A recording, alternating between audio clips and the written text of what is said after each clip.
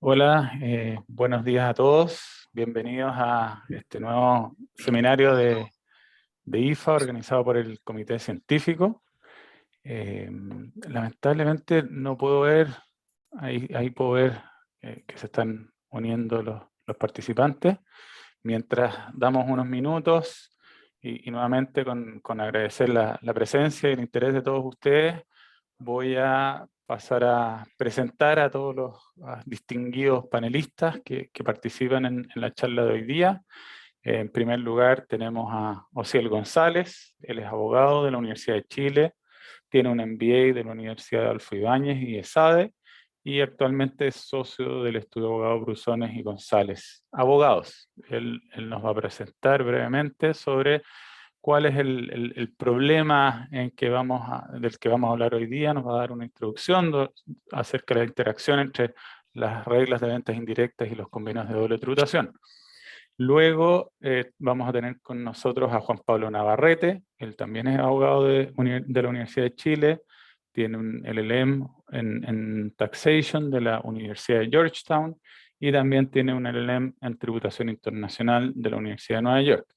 Actualmente él es socio del área de impuestos internacionales de EY y él va a hablarnos de los modelos de convenios de la OCDE, de las Naciones Unidas y de los convenios suscritos por Chile en relación con el tema de las ventas indirectas. Finalmente, tenemos a Manuel Alcalde, también abogado de la Universidad Católica, magíster en Dirección y Gestión Tributaria de la Universidad Adolfo Ibáñez, tiene también un LLM en Tributación Internacional de la Universidad de Nueva York y es actualmente socio del estudio Keri y compañía. Manuel nos va a exponer sobre la posición del servicio, impuestos internos y la experiencia comparada en este tipo de situaciones. Y para cerrar, finalmente, el que habla les va a hacer una breve presentación de un caso, de una sentencia recientemente dictada por el Tribunal Tributario de Aduanero acerca de un caso específico que involucró una venta indirecta y la aplicación del convenio de doble tributación entre Chile y España. Y finalmente vamos a dejarle unos minutos para preguntas y respuestas. Entonces con eso le doy la palabra a Osiel. Muchas gracias, Rodrigo. Déjame ver aquí.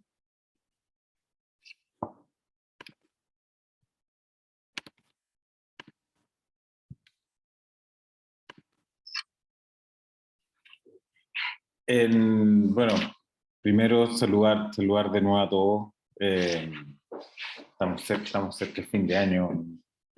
Hay dos fin de año, el del domingo y el del fin de año. También a los que están conectados, pude ver a esta gente que no veía, por lo menos vi el nombre, que no veía hace tiempo. El tema de la venta indirecta es un tema bastante complejo porque al final implica o ha implicado insertar dentro de las distintas jurisdicciones un elemento que no era común. Y en ese sentido, el proceso de inserción, por decirlo de alguna manera, ha sido un poco polémico. Ha sido un poco polémico porque ha tenido que conjugar las mismas normativas internas con también la existencia en algunos casos de tratados y las distintas posiciones que puede tomar el país donde están situados los activos o el país del vendedor.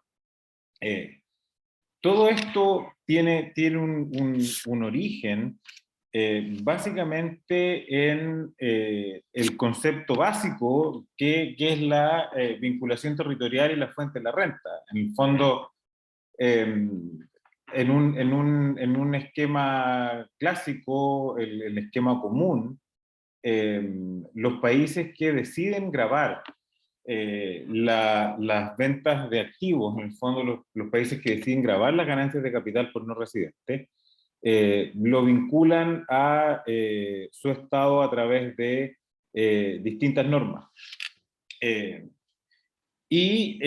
un caso, de nuevo, en un caso base, lo que uno tiene es que el país en que están situados los activos, en este caso Chile, en general va a gravar la venta que esta compañía C realiza de las acciones de Chile, y precisamente por esta vinculación territorial, en que solo hay fuente chilena en la venta de directa, por decirlo de alguna manera, es que se produce que el impuesto podría no ser aplicado en un principio en los casos en que la venta se realiza o el objeto de la venta no son acciones o derechos o participaciones en compañías chilenas. Al final, esta situación, en el fondo, países que han decidido gravar la ganancia de capital en las ventas de activos,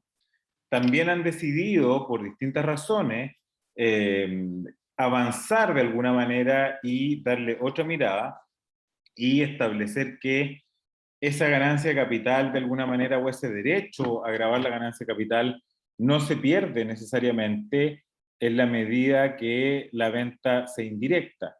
Y sobre eso, al final se ha hecho mediante dos tipos de modelos.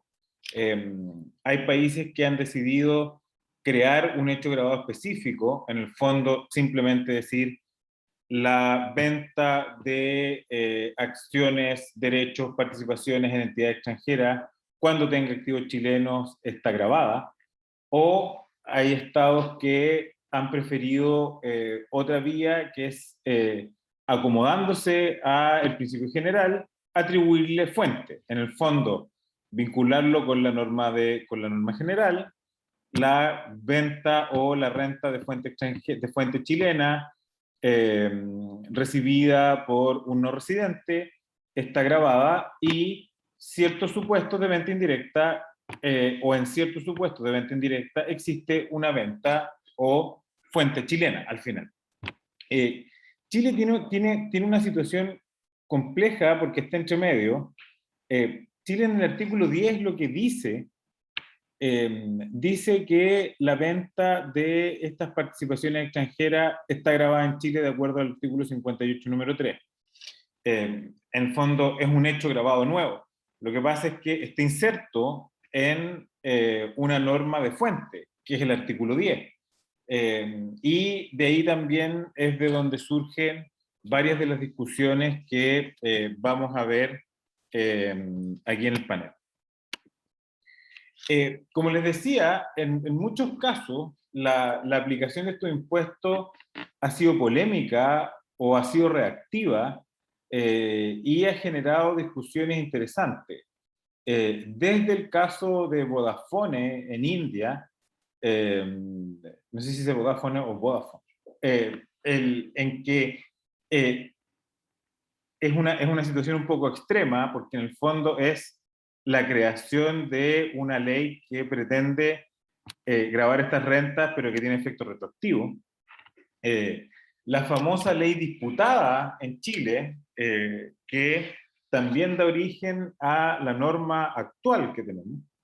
Hay un caso similar en Perú, que es Petrotec peruana, y Sein, una compañía también, una venta muy importante que tuvo lugar en Uganda, y en que uno se encuentra con la misma situación. En el fondo, casos en que habiendo una venta indirecta, hubo una reacción del sistema, ya sea tratando de grabarla, ya sea tratando de establecer, en el fondo, grabarla administrativamente, finalmente, o modificando la ley. Y en este contexto en que los países avanzan de la tributación territorial o tratan de desprenderse de la tributación territorial para aplicar impuestos a las ventas indirectas cuando sienten que efectivamente la territorialidad los limita, es que el asunto se complejiza, porque en la medida que se van creando estas normas que permiten gravar las ventas indirectas, lo que ocurre es que hay que hacerse cargo de la interacción de esas normas locales con las normas que están contenidas en los tratados para evitar la doble imposición, suscritos entre los distintos estados que participan. Y esto ha sido especialmente complejo porque muchos tratados son anteriores a la introducción de estas normas locales. En el fondo, existen tratados firmados con una serie de países y luego uno de ellos, unilateralmente, como corresponde, lo que hace es promulgar una ley que establece una nueva categoría grabada. En segundo lugar, porque no todos los tratados utilizan el mismo lenguaje, y cuando no todos los tratados utilizan el mismo lenguaje, caemos todos en la sobreinterpretación de las palabras al final. Entonces, tenemos por deformación profesional muchas veces, tratamos de buscar diferencias en los textos, o tratamos de buscar en las diferencias en el texto quizás explicaciones que no las hay, en fondo en que simplemente se redactó de manera distinta. También en que no todos los tratados contienen la misma estructura en su artículo 13. En el fondo, uno también se va a encontrar con que hay tratados que tienen un artículo 13 mucho más regulado que otros, mucho más detallado que otros. Pero, y a eso se suma que luego algunos tratados abordan específicamente el tema mientras otros no lo hacen. De nuevo, por deformación, uno siempre tiende a pensar que, habiendo una regulación específica, lo que ocurre es que aquellos instrumentos que no tienen esa regulación específica, de alguna manera optaron por no sujetarlo a tributación, o no sujetarlo a tributación de esa manera. Y eso es algo que es bastante común. En el fondo es atribuir intenciones a las diferencias de texto. Y finalmente, porque se trata de una hipótesis, la venta indirecta, que de alguna manera desborda el problema de la doble tributación. Y lo desborda completamente. Lo desborda porque, por una parte, plantea, y es algo que vamos a conversar cuando haya comentarios sobre el fallo, de alguna manera plantea por un lado el problema de la no imposición, o de la doble no imposición. En el fondo, es decir, mire, es que si yo no lo grabo, no lo graba nadie. En el fondo, una especie de llanero solitario o de justiciero tributario. Es que no, yo lo tengo que grabar porque si no, esto no paga en ninguna parte. Y por otro lado, desborda el tema de la doble imposición porque plantea situaciones en que puede haber una potencial triple imposición. Aquí hay un país vendedor, hay un país donde está situado el activo, y aparece el tercero en el baile, el convidado a piedra, que es ese donde estaba al final el valor y que dice, oiga, no se olviden de mí. En Chile, efectivamente, nosotros hemos estado bastante... todas las modificaciones que se han hecho a la ley sobre el impuesto a la renta parten de la base de la misma estructura en términos de qué es lo que se define al final por fuente, que es algo que no ha cambiado, que es lo que ha traído también, de alguna manera, otros temas interpretativos con otras categorías de renta, pero al final los no residentes en Chile, ustedes saben, no están afectos solo por sus impuestos, por sus rentas de fuente chilena. Y la ley define que rentas de fuente chilena son las que corresponden a bienes situados en Chile o actividades desarrolladas en el país. Y en un esquema lógico, la misma ley, el artículo 10 y el 11, lo que dice es, mire, usted no residente paga por los bienes situados en Chile. Por ley se asume que las acciones y derechos de sociedad chilena se consideran situados en Chile. Y por lo tanto, la conclusión lógica entonces era que la venta indirecta no era un hecho grabado. Como comentábamos, aquí la discusión se plantea con fuerza a propósito de la operación disputada, y eso hace que el año 2002, cuando era presidente el señor Lagos, se establezca por primera vez un impuesto a la venta indirecta en que el comprador tenía que ser residente en Chile y adquiriera más de un 10% de los activos. Ante la ausencia de una norma general de ilusión, esta situación incluso determinó algunos criterios interpretativos que son de alguna manera se va entrelazando todo. Esta norma, de hecho, se percibía que frecuentemente no se respetaba porque aquel comprador chileno que iba a comprar constituía compañías en el extranjero para realizar las adquisiciones y quedábamos donde mismo. Estos oficios 48, los del 2005, son los oficios en que se retoma la idea de las reorganizaciones a propósito del artículo 64, que involucran activos extranjeros y que de alguna manera separa o el servicio con un criterio para evitar aquí filtraciones, establece que un extranjero no le puede aportar activos chilenos a otro extranjero, básicamente, porque si no, efectivamente, bajo un contexto en el que se perdía de alguna manera el control de la venta futura.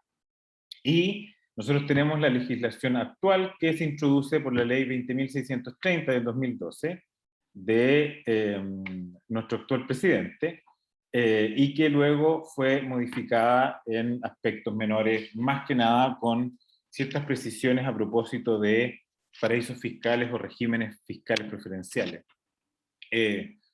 Muy simple en términos de la regulación actual, tenemos dos criterios para gravar la ganancia de capital en Chile.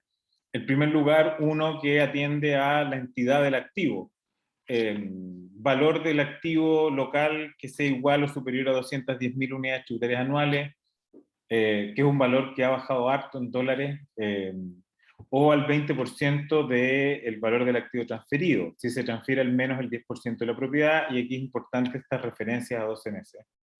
En el fondo, esta opción, que lo que dice al final es, mire, si el activo económicamente es muy importante, Chile va a tener algún derecho a gravar esta venta. Esto siempre ha tenido el desafío de las valorizaciones. Y de este criterio móvil, que estas valorizaciones, las participaciones se tienen que medir en un periodo de 12 meses, algo que es una de estas normas que son bastante difíciles o casi imposibles de cumplir. Nadie tiene, por lo menos yo no he visto a alguien que tenga un mapeo de el valor del activo durante los últimos 12 meses, como para decir, mire, sí, el 4 de julio del 2020 no valía, o sí valía lo que estamos pensando que valía. Y el segundo criterio es venta de entidades residentes en paraísos fiscales, en regímenes preferenciales, en que no hay tope de valor o participación. Esto es una norma también bastante compleja, muy difícil de fiscalizar. Solo excluye casos en que participan chilenos, sin haber aclarado nunca si es directa o indirectamente, o en que no existe una cadena de regímenes preferenciales. Tiene otra particularidad, que tiene una norma de reorganización que es más amplia que la del artículo 64. Básicamente puede ser cualquier tipo de enajenación. No es necesario que sea costo tributario, sino que solo es importante que no haya mayor valor y no hay una referencia explícita, al menos, a la existencia de una legítima razón de negocio. Aunque con la teoría que las normas específicas anti-ilusión tampoco pueden ser eludidas, es un problema que tiende a cerrarse. Es una norma que tiene dificultades de fiscalización, se basa mucho en casos de alta exposición o en la misma declaración de los contribuyentes a través de la declaración jurada 1921. Y como anticipábamos y como vamos a ver, es una norma que al final ha generado cierta incertidumbre en su relación con la aplicación de tratados para evitar la doble imposición que ha suscrito Chile. Esa incertidumbre, de alguna manera, o a esa incertidumbre ha contribuido también la forma en que el Servicio de Impuestos Internos lo ha tratado, más que nada porque hay una primera circular que tiene una interpretación, luego hay otra circular que es específicamente para clarificar, que es un término muy interesante en materia tributaria o en general en la vida, cuando uno dice yo quiero clarificar un punto que es para decir voy a decir otra cosa completamente distinta. Y en ese contexto nos encontramos con este fallo. ¿Por qué? Porque no hay mucho más pronunciamiento respecto a esta situación. Un punto importante también dentro de la discusión que viene tiene que ver con la determinación del el tratado aplicable. Si uno parte de un supuesto en que la compañía que tiene tratado, o el país que tiene tratado, es el país A, uno se encuentra con una situación pura, si uno quiere, que esta es la situación del fallo. En el fondo es una serie de compañías españolas. Eso quiere decir que el tratado es aplicable tanto si la venta se realiza aquí, como aquí, como aquí. Pero como uno puede ver en la práctica, existen distintos tipos de estructuras, distintos tipos de organización en este tipo de situaciones. Y uno Sí, podría... perdona, solo para recordarte, te quedan 5 minutos de tu tiempo para que puedas ir ya cerrando si es que te queda todavía un poco. Ya, gracias. Y uno se puede encontrar entonces con situaciones como esta, en que, por ejemplo, el activo o la entidad enajenada no es residente en un país contratado. Y uno podría decir, mire, acá aplica este tratado a la venta indirecta, pero si yo quisiera tratarlo como venta directa, no lo puedo aplicar. Uno podría encontrarse en esta situación en que la venta a este nivel, en fondo B vende, no aplica el tratado, C vende, no aplica el tratado, pero si A vende, se encuentra en una situación en que Chile puede invocar el tratado. Y casos también como este, en que hay una aplicación de tratado aquí, hay una aplicación de tratado aquí, y no hay una aplicación en este caso.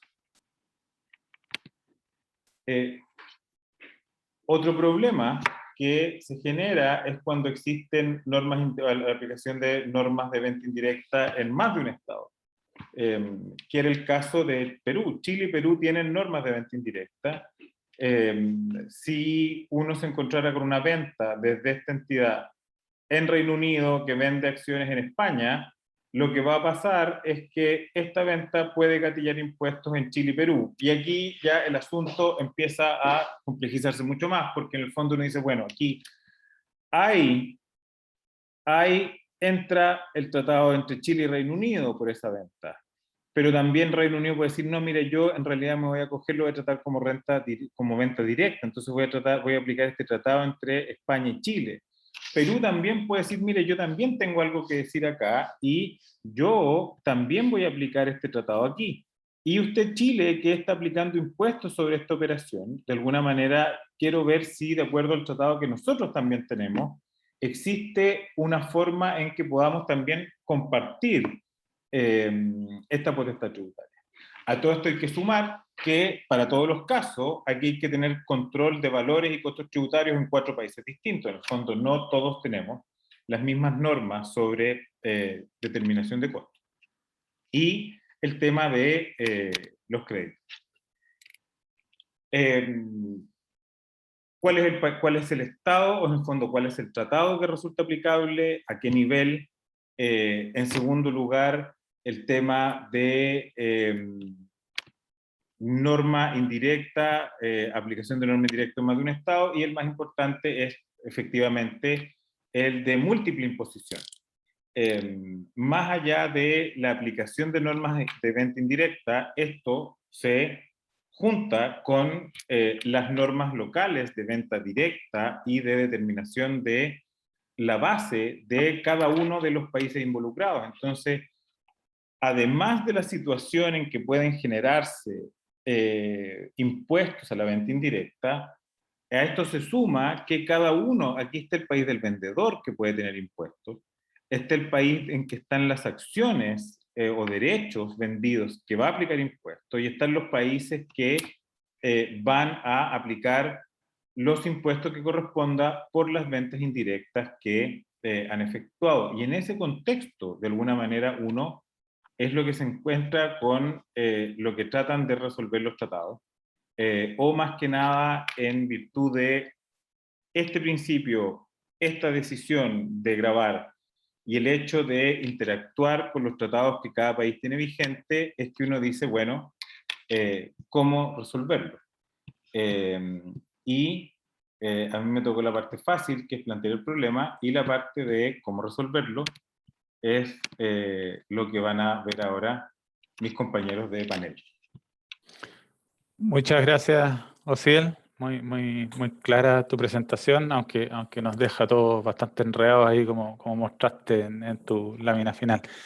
Bueno, y ahora dejo con ustedes a Juan Pablo Navarrete, que va a abordar el tema más específico de la regulación de las ganancias de capital, tal como están establecidos en los convenios de doble tributación y en los modelos OCDE y Naciones Unidas. Muchas gracias, Rodrigo, al resto de los panelistas, a todos los que se han conectado esta mañana. Quería partir una primera lámina haciendo un planteamiento del problema, recogiendo algunos comentarios de artículos o de otras ponencias donde uno está, donde uno entra derecho a ver la dinámica y el conflicto entre el artículo 13.4 y 13.5 de los convenios, y mucha gente ha dicho, oye, me hubiera gustado primero un minuto de pausa para entender un poco en qué consiste el problema y no darlo por sabido antes de empezar, así que tomando esa experiencia anterior, quería comentar de forma muy breve cuál es acá el conflicto. Bueno, de acuerdo a lo que vieron de la presentación de Osiel, cuando tú tienes un convenio, básicamente trata de solucionar un problema que es de doble tributación. En versión simplificada, sin considerar casos triangulares, etc. Lo que tiene es que tienes un país que quiere hacer tributar una renta por considerar la renta de fuente local, y tienes un país de la residencia que no la considera de fuente local, pero que le aplica tributación porque lo obtiene un residente de ese país que tributa sobre rentas de todo origen. Entonces, y básicamente, ¿cuál es el rol de los país fuente y país de la residencia de los convenios? Bueno, el país de la fuente generalmente renuncia en todo o parte a su jurisdicción tributaria de gravar como país fuente. El país de la residencia, por regla general, no cede tributación, jurisdicción tributaria, pero lo que sí otorga un mecanismo para evitar la doble imposición, ya sea por vía del sistema de crédito de exenciones. Ese es básicamente el concepto central de un convenio. Y por eso es tan importante el concepto de residente del artículo 4, y por qué el artículo 4 no te deja avanzar si no se determina quién es residente, qué contribuyente es residente y cuál no. Y por eso está la regla de Type Rule en el 4. El convenio no se puede seguir leyendo a partir del artículo 4, ninguna norma, si tú no has definido eso a ese nivel. Y obviamente estas Type Rules tan de moda hoy en día, porque mucha gente un tanto nerviosa viendo la posibilidad de cambiarse jurisdicción, entonces le están dando harto vuelta a este artículo, pero en el contexto de los convenios es muy importante. Y también es bien importante una norma que no nos vamos a referir mucho ahora, que es la norma 21, que es la de norma de otras rentas. Chile tiene una experiencia un tanto ambigua acá, porque no sigue el modelo OSD, entonces básicamente introduce un numeral que tiene el efecto de bloquear lo que dice el primero, pero bajo el modelo OCDE y sacando el tema específico de inmuebles, el artículo 21 no trata únicamente de casos triangulares, sino que finalmente, como tiene una regla por default en favor del país de la residencia, hace que tú puedas leer todo el convenio como un listado taxativo de casos donde el país fuente puede aplicar tributación, y si no estás en ese caso taxativo, analizando cada uno de las rentas en ganancias de capital, dividendo, interés, etc., el default es que lo pueda grabar solo el país de la residencia. Así que quería hacer ese como breve comentario respecto a la introducción del problema del 13.4 y 13.5 en el marco de los convenios. Vámonos ahora al 13.4 y 13.5. Acá nuevamente tomé otra decisión, que es partir por un convenio firmado por Chile, que elegí al azar, Noruega, para después meternos en los modelos y ver cómo llegamos a esto.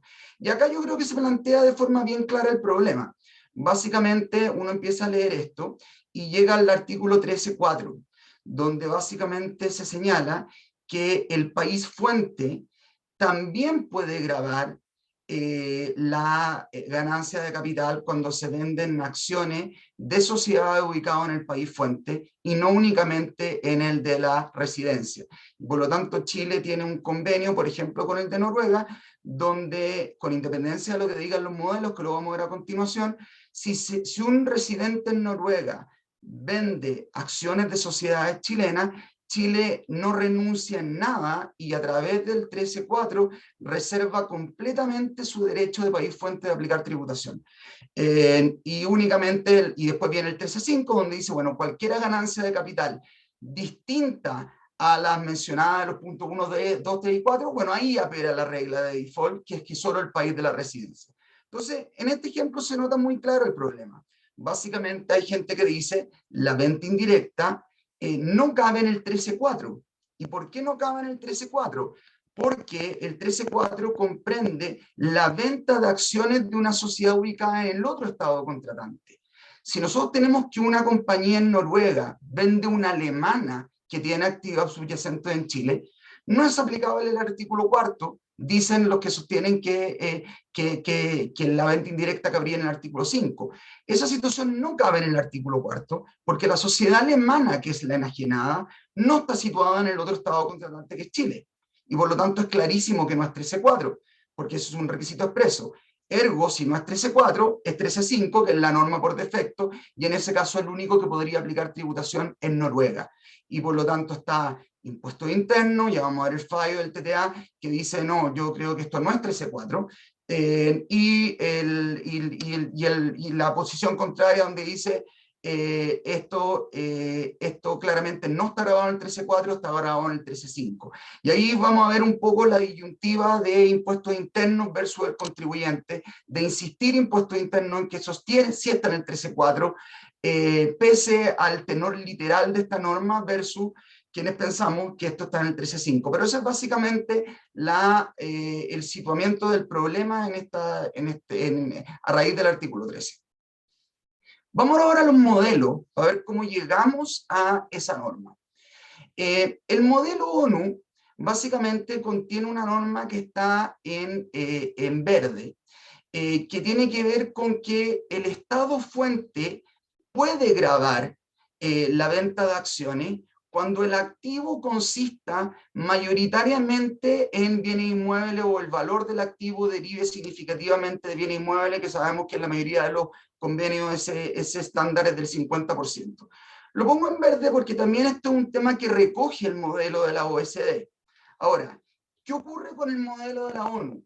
El modelo de la ONU sí recoge algo que no recoge el modelo de la OECD, que es lo que está planteado en naranjo, que significa que aún sin haber un elemento de inmueble, o aún sin estar en lo que llaman afuera una Land Bridge Company o Real Estate Company, igual el Estado fuente puede tributar, hacer tributar por la ganancia de acciones que se realicen en el otro Estado contratante, que es exactamente lo que estábamos viendo acá del artículo 13 con Noruega. O sea, Chile, para decirlo en otras palabras, el artículo 4 no existe en el convenio OECD. En el convenio OECD el país fuente únicamente puede gravar en la medida que haya el tema de inmueble. Acá, en el convenio con Noruega, sin haber ningún tema de inmueble involucrado, Chile en el 13.4 dice que puede gravar la venta de las acciones ubicadas en Chile tomando esta raíz del modelo ONU, ¿ya? Y ahí, como les comentaba anteriormente, la discusión si la venta indirecta, como dice el servicio, está en el 4 o, como decimos otro, está en el 5. Cuando nos vamos al modelo de la OECD, vemos que no está lo naranjo. O sea, el modelo OECD, en otras palabras, únicamente le da tributación al país fuente cuando estamos hablando de Real Estate Company o Land Bridge Company, esas compañías cuyo valor derive en un 50% más de inmuebles. Si no es esa hipótesis, el país fuente, bajo el modelo OECD, no puede gravar la tributación en la venta de acciones, ni siquiera directa, ¿ya? O sea, si Chile suscribiera el modelo OSD sin modificaciones, y olvidémonos en esta presentación del tema del inmueble, por lo menos por esta parte, Chile ni siquiera podría gravar la venta directa de acciones en Chile si siguiera el modelo de la OSD, que claramente no lo sigue. Entonces, ¿qué hace Chile? Chile toma una solución que llamó híbrida. Entonces, volvamos al convenio con Noruega. Como les adelantaba, toma esta solución en naranjo del modelo ONU, o sea, aún sin haber inmueble, le da jurisdicción al país fuente para gravar la venta de acciones en el otro estado contratante. Y acá viene lo interesante, cuando se va a otro tipo de convenio, como el de España, donde en el convenio con Noruega, Chile no renuncia en nada a su jurisdicción tributaria como país fuente. Si se venden acciones en Chile, Chile puede aplicar hasta 35%. En otro convenio, Chile renuncia parcialmente y puede dar una tasa rebajada de 16, incluso menor, convenios que no están vigentes, en la medida que se cumplen ciertos requisitos. Y acá viene el punto crucial donde Chile mezcla dos modelos, el modelo ONU y el modelo OSD, y donde a mi juicio se produce un error en esa mezcla. ¿Por qué?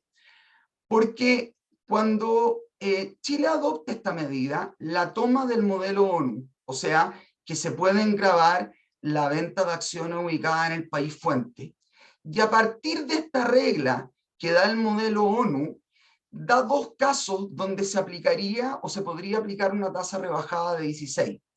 ¿Cuál es el tema? Que mete la circunstancia A, que es la del Real Estate Company o Land REIT Company, en un párrafo donde solo se puede gravar la venta de acciones ubicada en el otro estado contratante. Si volvemos al modelo OSD, cuando estamos frente a una compañía que deriva su valor en más de un 50% en inmuebles, no es necesario que las acciones sean de una sociedad del otro estado contratante. El modelo OSD no lo dice para los efectos del inmueble, tampoco el modelo ONU en verde para efectos de los inmuebles. Pero Chile, al mezclar ambos criterios, termina haciendo una cosa bastante restrictiva, que es que en el caso de los Real Estate Company, Chile se autorrestringe su posibilidad de gravar únicamente cuando las acciones de esa sociedad, que es considerada una Real Estate Company, están en el otro estado contratante. Y eso deriva que tanto la letra A como la B estén bajo un párrafo que es el que está ahí en naranjo, el punto 4, que supone que se enajenan acciones del otro estado contratante. Entonces, Chile, en contra del modelo OSD, en contra del modelo ONU, la situación de los Real Estate Company la restringe. Y eso es bien interesante de esta mezcla de estos dos modelos.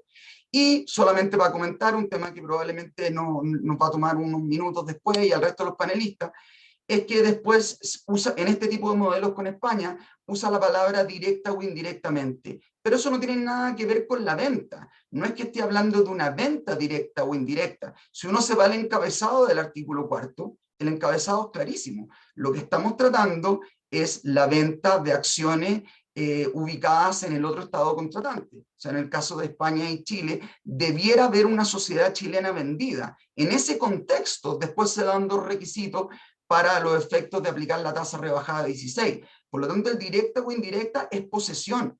La venta que trata el 13.4 aquí es solo directa, tal cual como está el encabezado, y probablemente por esta mezcla de cruces de modelos que les comentaba anteriormente. Hay otras variantes híbridas chilenas, así como mostramos acá el modelo con España y con Noruega, que en ambos tipos se repiten varios convenios. Hay otros, por ejemplo, que son los primeros firmados por Chile, donde Canadá, México, por ejemplo, donde el 13.5, que es una norma residual, donde te dice, bueno, todo el resto de la ganancia de capital no nombrada solo los puede hacer grabar el país de la residencia, hacen exactamente lo contrario. La invierten y dicen que también puede el país de la fuente, con lo que de alguna manera son convenios donde tampoco se podría alegar que Impuesto Interno pretende aplicar la norma de venta indirecta, porque claramente tiene un 13.5 que le devuelve toda la potestad al país fuente. Hay otros, como ya ha mencionado Ociel, donde expresamente graban la venta indirecta. Y aquí, como dice también Ociel, es importante no incurrir en esta deformación de interpretar, bueno, si lo dijo acá, no lo dijo allá. Entonces tiene que haber, incluso he escuchado a algunos colegas que alguna vez han hablado de interpretación a contrario sensu para defender que en los otros convenios, que no sean por ejemplo el de Argentina o Uruguay, no se puede grabar la venta indirecta. La verdad es que esto es norma de derecho público, ese tipo de interpretaciones, los elementos para interpretar los convenios deben ser buscados en la Convención de Viena más que en normas del Código Civil, y por lo tanto concuerdo con Ociel que el hecho de que Argentina y Uruguay lo mencionen expresamente es un elemento ciertamente a considerar, pero no es algo que decide el asunto. Bueno, y hay un montón de situaciones especiales de otros convenios que no se apegan en ninguna de estas, digamos, 4 categorías, que tienen una redacción bastante especial. El de Francia es particularmente interesante, y obviamente a nivel de clasificaciones o taxonomía, uno es libre de hacer las clasificaciones que estime conveniente. Yo la hice en un artículo que escribí hace unos años, lo dividí en 4 grupos. 2 años después hay un paper de Gonzalo Sufiotti con Carolina Masigi, donde hace una clasificación mucho más sofisticada, pero básicamente como uno agrupa lo que dice Ociel de que Chile no utiliza un único artículo 13 en sus convenios. Quiero pasar a algunas consideraciones sobre esta variante híbrida chilena con estas mezclas de modelo ONU-SD que comentamos anteriormente. Primero, esta lámina es la que no voy a tratar, porque tengo ganas de comentar otras cosas, en 20 minutos no se puede tocar todos los temas, pero ojo con el MLI, en 2 sentidos. Uno, en temas de estructura, o sea, de qué manera uno puede armar una estructura desde el punto de vista de tener una salida de venta indirecta, asumiendo que uno tiene la posición que es 13.5 y que puede estar dispuesto a pelear con impuesto interno que no es 13.4 en fiscalización o eventualmente en tribunales, pero que de alguna manera te digan que a nivel de Principal Purpose Test, el OB o lo que dictamine para el convenio específico, el artículo 7 del MLI, digan, mira, esto yo le hago un challenge de estructura, o sea, no necesito empezar a discutir si es 13.4 o 13.5, impuestos internos, aún concediéndote que pudiera ser 13.5, te hace una prevención en esta materia y por lo tanto te deniega los beneficios del convenio.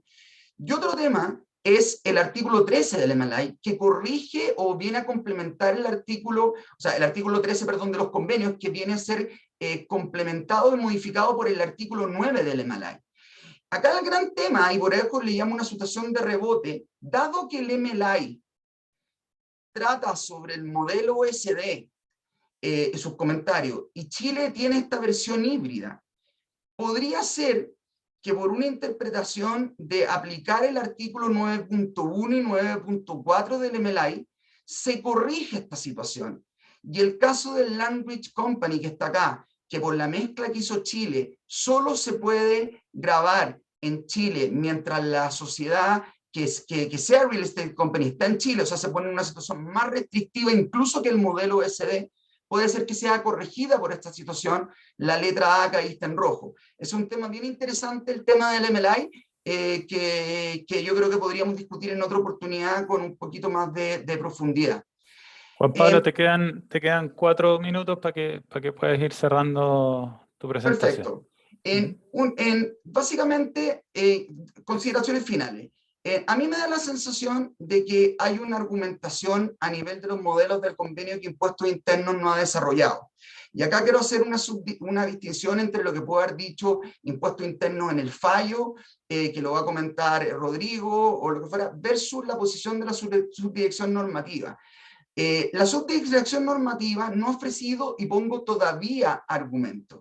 Y esto no es porque no los tenga. O sea, si uno se va a las circulares, y por eso hay que distinguir entre argumentos incorrectos y no dar argumentos. Yo no creo que la dirección normativa haya esgrimido argumentos incorrectos, pues no lo ha hecho. En la circular 14 básicamente dice, bueno, y a propósito de los convenios de tributación, se estima que, ¿ya? Se estima que no hay argumento. Y yo creo que esto tiene un tema de dejar abierto un poco esta discusión, si es que esto se va a atacar por vía de elusión, si es que el fuerte de impuesto interno va a ser el texto, parece que el TTA mezcla y la fiscalización de servicios, ambas cosas, pero lo quería dejar ahí. Y a mi juicio, ¿cuál es el desarrollo que debería tener impuestos internos en base, y voy a dar un argumento que tuve ciertas críticas de algunos colegas cuando escribí el artículo de, oye, no desarrolles vías de impuestos, de que podría argumentar impuestos internos, pero bueno, es un paper y la gracia de tener instancias como estas son justamente instancias académicas. Yo creo que impuestos internos debiera recoger el hecho de que Chile, de forma unívoca, todos sus convenios, se reserva total o parcialmente el derecho a aplicar impuestos sobre la venta de acciones en Chile. Y por lo tanto, como hemos visto, de alguna manera altera el modelo de la OECD. En otros países, como pongo ahí, la regla general, después hay 500 excepciones, es que las ventas de acciones, incluso a nivel interno, solo se pueden vender por el país pueden grabarse en el país de la residencia.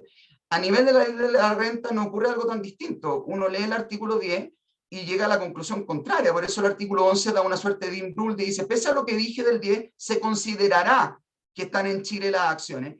Y también quería mencionar el oficio 871 del 2017, como diciendo, mira, por regla general, el intangible está donde está su dueño, a menos que haya una disposición expresa, como el artículo 11 en acciones respecto a ley interna y para efectos de convenio está esta prevención que hace Chile de alterar los modelos para siempre, de algún modo, gravar la venta de acciones en Chile. Y si es que tú tienes en cuenta eso, y con esto termino, y tú tienes una comprensión de las normas de venta indirecta como normas de control, básicamente lo que puedes decir Chile es decir, mira, yo no pretendo gravar la venta de acciones que no están en Chile. En Chile, esto claramente, la norma de venta indirecta, ya sea la versión que nombró Ciel del 2002 como la del 2012, claramente es una norma de control. Si ya mi contraparte me aceptó alterar el modelo, cosa de que Chile siempre puede aplicar tributación sobre venta de acciones en Chile, y yo estimo las normas de venta indirecta como normas de control, desde esa perspectiva estimo que la venta indirecta puede o no ser grabada. Más allá de eso, yo sigo pensando en la disyuntiva inicial, que esto es 13.4 y no 13.5, pese a que ese argumento me parece bastante más persuasivo que los que están en la sentencia y que son, creo, de algunos de los que voy a tomar impuestos internos, me refiero a la subdirección normativa, cuando finalmente aborde este problema. Había hecho una nota al pie de respecto de la tasa 16, pero si ya estamos en el tiempo, Rodrigo, lo dejamos hasta acá y vemos si después en las preguntas podemos tocar ese tema. Perfecto, Juan Pablo, muchas gracias por mantenerte en tiempo y tratamos de ver ese tema al final. Yo acorto mi presentación. Y ahora, Manuel, te dejo la palabra a ti para que nos cuentes un poco, nos hagas una exposición de la postura del servicio específicamente en esta materia y la experiencia comparada. Perfecto. Muchas gracias, Rodrigo. Aprovecho de saludar al resto de los expositores y quienes nos acompañan hoy día hasta ahora, temprano en la mañana. A ver, del lado de la agenda que pretendo ver estos 20 minutos, 3 elementos centrales. Primero, brevemente, la incorporación y la evolución de la norma de venta indirecta, lo que ha sido la posición de impuestos internos. Me voy a referir principalmente a las instrucciones generales de impuestos internos, las 2 circulares del 2014. Y luego vamos a analizar cómo han tratado algunos países que también tienen normas de venta indirecta, en algunos casos muy similares a la chilena, en situaciones asimilables a las que estamos discutiendo. Solamente a modo de breve repaso, como comentaba al inicio Ociel, la norma de venta indirecta chilena es una respuesta a un caso muy relevante y de alta connotación pública, como fue el caso de Exxon con la diputada Las Condes. Así, en el año 2002 se incorpora por primera vez la norma de venta indirecta en el gobierno del presidente Lagos, en donde la norma, podríamos decir en aquel entonces, es estructurada de una manera tal que queda con un, diría yo, talón de Aquiles para efectos de su aplicación. Y el talón de Aquiles a la fecha era de que para que tuviese aplicación requería necesariamente que el adquirente de la operación fuese una persona domiciliada o residente en Chile. Ergo, la norma era bastante fácil de poder obviarse a través de la estructuración de un adquirente fuera de Chile, cuestión que fue abordada a su tiempo también por la jurisprudencia y oficios específicos que fueron abordando situaciones especiales de antielusión. En términos generales, la norma desde su inicio otorga potestad tributaria, alterando la regla de fuente chilena, modifica el artículo 10, y le permite, por lo tanto, gravar con impuesto adicional esa renta generada por un no residente en Chile.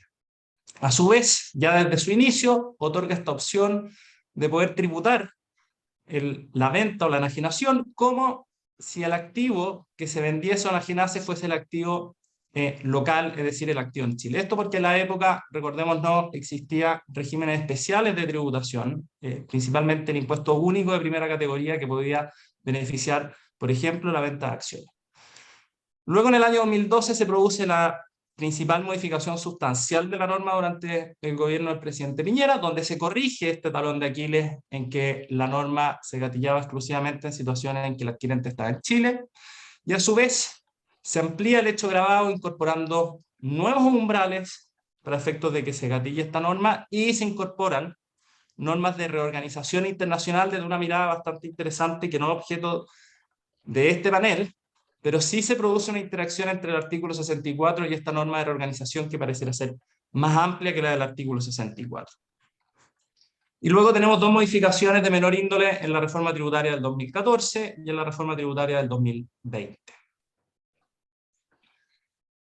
En relación a la posición de impuestos internos, dos instrucciones generales que abordan la materia, ambas del 2014 y con criterios contrapuestos entre ellas. En primer lugar, en marzo del 2014, a través de la circular 14, Impuestos Internos resolvía varias dudas. La primera de ellas es si es que en una situación o en un contexto de venta indirecta podían o no resultar aplicables los convenios para evitar la doble tributación, cuestión que despeja rápidamente que en estas situaciones sí son aplicables los convenios en la medida que se cumplan los requisitos o los factores de conexión esenciales del convenio, es decir, que existe un residente y ese residente sea quien esté generando una renta. Y acto seguido, y quizás aquí está el meollo de nuestra discusión, pasa a abordar dentro del convenio de qué forma o en qué articulado específico dentro de su estructura quedaría comprendida una situación como esta que no forma parte del modelo de la OECD, que no formaba parte en su inicio tampoco del modelo de Naciones Unidas, si bien se corrige en el año 2011, y que no forma parte tampoco del modelo de convenio de Estados Unidos. Esta primera circular o esta primera instrucción adopta la posición, incorrecta en mi opinión, de que este tipo de rentas, por regla general, debían ser encuadradas o encasilladas dentro del artículo 21. Recordemos que es el bolsón que permite gravar cualquier otra renta no específicamente comprendida dentro del convenio. Y de esa manera, asignándole la naturaleza de otro tipo de rentas bajo este convenio, Chile podía tomar potestad tributaria sobre la realización de ganancias. Esto en atención a que Chile, en todos sus convenios, a diferencia del modelo OCDE, en el artículo 21 establece que retoma potestad tributaria al país de la fuente respecto de otras rentas. Pero establecía una excepción, la circular 14 del año 2014, tratándose de aquella opción que da el propio artículo 58, en términos de poder gravar con impuesto adicional la enajenación como si se vendiese el activo subyacente chileno, y en aquellos casos aplicar el régimen de tributación respectiva. En este segundo caso, decía la circular del 2014, consideraba que la naturaleza del ingreso, con argumentos no muy desarrollados, ya no era correspondiente al artículo 21, es decir, otras rentas, sino que se encuadraba directamente en el artículo 13, correspondiente a las ganancias de capital. Y en tercer lugar, la circular 14 de marzo de ese año, 2014, señalaba también, o hacía referencia a la situación de que el convenio podía ser aplicado en situaciones en que el adquirente fuese residente para efectos del convenio. Y aquí tres comentarios respecto a esta circular, que como vamos a ver fue rápidamente corregida durante el propio año 2014. En primer lugar, cuesta representarse alguna situación o alguna línea argumental en que una ganancia de capital pudiese ser encuadrada dentro del artículo 21 y no dentro del artículo que específicamente considera la estructura de los convenios para asignar potestad tributaria tratándose de la realización de ganancias de capital, como en el artículo 13. En segundo lugar, en relación a la derivación al artículo 13, al artículo propiamente tal, donde se estructura la asignación de potestad tributaria tratándose de ganancias de capital, carecía también de indicar cuál de todos los párrafos del artículo 13, y principalmente tratándose de venta de acciones, si correspondía al párrafo cuarto o quinto, como señalaba Juan Pablo, con alcances distintos en su tributación, era la posición del servicio. Desde esa misma línea, y a propósito de esta opción que permite el artículo 58, número 3, de poder gravar la venta como si se vendiese el activo subyacente chileno y no el activo extranjero, si en ese caso, por ejemplo, cabía o no una aplicación ficta del convenio correspondiente al lugar de residencia del controlador directo, el accionista directo de ese target chileno, entendiendo que es una aplicación ficta porque ese vehículo o ese accionista no es el que está generando una renta en esta situación. Y por último, a la alusión al adquirente, carecía de cualquier factor de conexión para efectos de la aplicación de un convenio, porque como veíamos, el primer análisis estructural para efectos de situarnos en la aplicación de un convenio corresponde que estemos ante un residente y a su vez que ese residente esté generando una renta o un ingreso a efecto de impuestos. En el caso del adquirente esa situación no se da. Pero como les comentaba, a corto andar, durante el propio año 2014, la circular 59 establece o deja más bien sin efecto la circular 14, señala explícitamente de que viene a modificar su criterio. De hecho, es publicada en el Diario Oficial, reforzando de que se entregaba una nueva interpretación respecto de la aplicación de esta norma en el contexto de un convenio, y en primer lugar, por lo tanto, descarta la aplicación del artículo 21 y nos sitúa correctamente para el análisis de esta norma bajo el contexto de un convenio en el artículo 13 de los convenios. ¿Ya? Una vez que nos sitúan en el artículo 13 de todos los convenios celebrados por Chile para evitar la doble tributación, la gran discusión que subyace es en ese artículo 13 si este tipo de operaciones o ventas o enajenaciones se sitúa en el artículo 13, párrafo cuarto, que es la norma específica que considera la venta de acciones, y aquí tendríamos que entrar a discutir si es una venta directa o también entran las ventas indirectas, pero la norma específica que se hace cargo de asignar potestad tributaria al país de la fuente en la venta de acciones, a diferencia del modelo de la orden, o bien corresponde aplicar el artículo 13 en su párrafo quinto, que es la norma especial de cierre o de clausura que tiene el artículo 13 para efecto de todas aquellas situaciones no comprendidas en los párrafos anteriores. Al respecto, algunas consideraciones importantes una vez que la circular y la posición del servicio nos sitúan en el artículo 13. En primer lugar, en la circular 59 reconoce que Chile no tiene un único artículo 13 o una única posición respecto de cómo deben gravarse en forma particular en un convenio las ganancias de capital, entendiendo dos cosas muy importantes. La primera es que los convenios para evitar la doble tributación son convenios de naturaleza bilateral. ¿Qué quiere decir esto? Cuando Chile va a negociar sus convenios para evitar la doble tributación, Chile no impone unilateralmente sus condiciones al acuerdo en que se llega a ese convenio. Es naturalmente parte de un proceso de negociación con su contraparte. Eso nos lleva, como consecuencia natural y obvia, que vamos a encontrarnos que en los convenios celebrados por Chile, textos del artículo 13 de distinta naturaleza, extensión, distinta utilización de conceptos en algunos casos, en que difiere de acuerdo a esa negociación bilateral.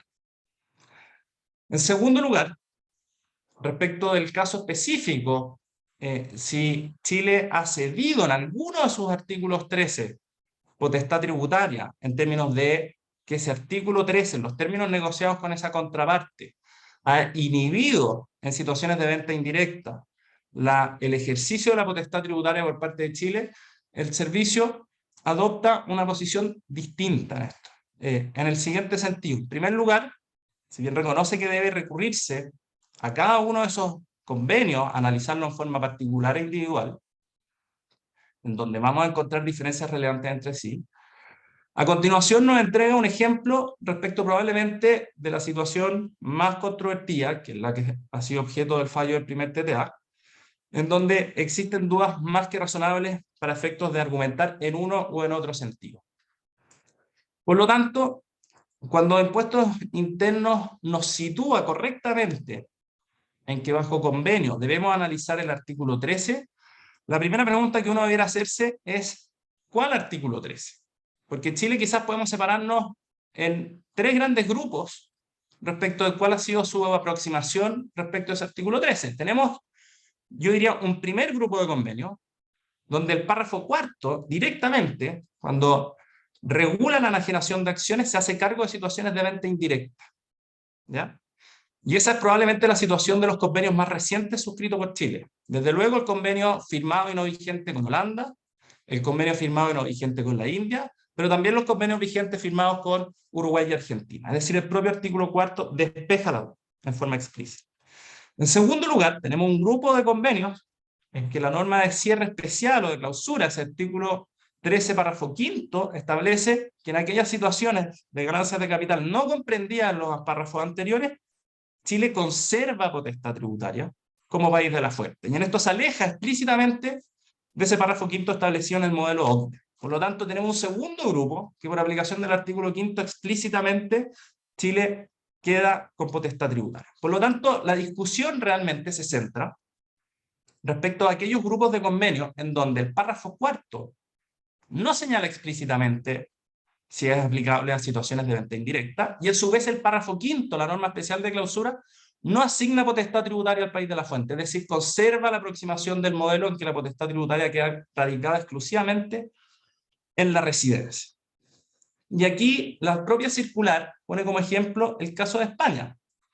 Y España, o el convenio con España, es de aquellos en donde el párrafo cuarto no se hace cargo específicamente o explícitamente respecto a las situaciones de venta indirecta, y a su vez la norma de clausura del párrafo quinto no concede potestad tributaria al país de la fuente. Frente a esta situación, la circular estima de que Chile ha conservado potestad tributaria en ese convenio en particular, haciendo extensivo el párrafo 13.4 a situaciones de normas de venta indirecta, ¿ya?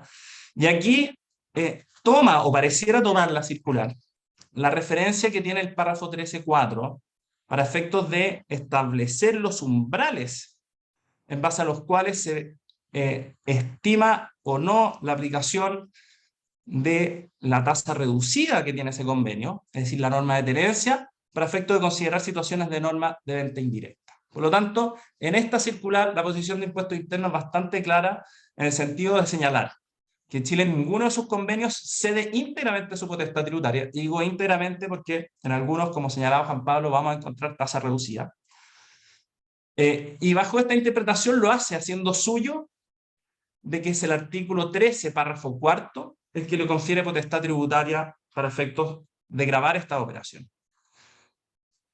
Respecto a lo que esbozaba Juan Pablo de la línea argumental para llegar a esta conclusión, la circular 59 no desarrolla latamente este punto, simplemente estima de que es aplicable el artículo 13.4 y por lo tanto Chile tiene potestad tributaria, pero creo que podemos encontrar en otro convenio sus notas diplomáticas, que es el convenio celebrado entre Chile y China, un poquito más desarrollado la posición de impuestos internos. Si uno ve la discusión del convenio y la negociación del convenio entre Chile y China, y la cuarta ronda de negociaciones, minutas que están disponibles en la página web de impuestos internos, nos vamos a encontrar que en esa ronda de negociaciones Chile fijó la siguiente posición. Señaló, durante las negociaciones, las delegaciones explicaron las diferentes formas de tributación a la enajenación directa de acciones u otros derechos. Y en el caso de Chile, y esta entendería yo es la posición que subyace a la circular 59, entiende que la expresión representen en el capital de una sociedad, está comprendida en el artículo 13, párrafo 4 de los convenios, incluye la propiedad indirecta o las ventas indirectas comprendidas en el artículo 1058, número 3. Es decir, tiene una interpretación, una aproximación particularmente amplia en entender que cuando el artículo 13 en su párrafo 4 habla de enajenaciones que representen el capital de una sociedad, eso se puede extender a situaciones de venta indirecta. Interesante la aproximación. Manuel, te pido, desde Manuel, que vayas, ¿sí? vayas también cerrando porque te quedan 5 minutitos. Bien, perfecto. Avanzo rápidamente entonces. Y por último, y para ir cerrando, y fijada la posición de impuestos internos, en que Chile no ha cedido ni perdido potestad tributaria para aplicar su norma de venta indirecta, es interesante ver situaciones a nivel comparado, particularmente dos. La primera es la situación de Perú. Así, a inicios de este año, la SUNAT, precisamente tratándose del convenio para evitar la doble tributación suscrito entre Chile y Perú, fue consultada por la aplicación de la norma de venta indirecta peruana en el contexto de una operación en que el enajenante era una sociedad constituida en Chile y que indirectamente se enajenaba un activo peruano. Es decir, la situación directamente inversa a la que estábamos discutiendo respecto al ejemplo de impuestos internos con España. Y en este caso en particular, Perú, interpretando el convenio con Chile, la SUNAT estableció de que el artículo 13.4 no era aplicable a esta situación, no quedaba comprendida a la venta indirecta en la regulación de ese artículo 4, sino que se entendía circunscrita exclusivamente a situaciones de ventas directas.